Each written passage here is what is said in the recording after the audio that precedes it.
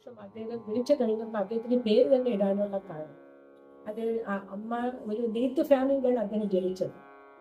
പക്ഷെ അദ്ദേഹത്തിന് സംബന്ധിക്കുന്ന അച്ഛൻ്റെ പേര് വരുന്നപ്പോൾ അമ്മ ചിന്നമ്മാളൊക്കെ കഴിഞ്ഞു 8ാമത്തെ മകനായിരുന്നു യഥാർത്ഥ മഹർഷി. അപ്പം പ്രസവിച്ച് അദ്ദേഹം കുഞ്ഞായിരിക്കുന്ന സമയത്ത് മടിയിൽ വെച്ചുകൊണ്ടിരുന്നപ്പം ഒരു സന്യാസി എവിടെ വന്നു തിരിച്ചു വേദാത്തിൽ പേര് വേദങ്ങൾക്ക് അതീതമായി. അപ്പൊ അദ്ദേഹം കുഞ്ഞനാൾ മുതൽ തന്നെ അറിവായ കാലം മുതൽ അദ്ദേഹം 2-3 കാര്യങ്ങൾ അന്വേഷിച്ചു പോയി. ഒന്ന് മനുഷ്യ ദൈവം എവിടെയാണ്, ദൈവം എവിടെയാണ് ഇരിക്കുന്നത്.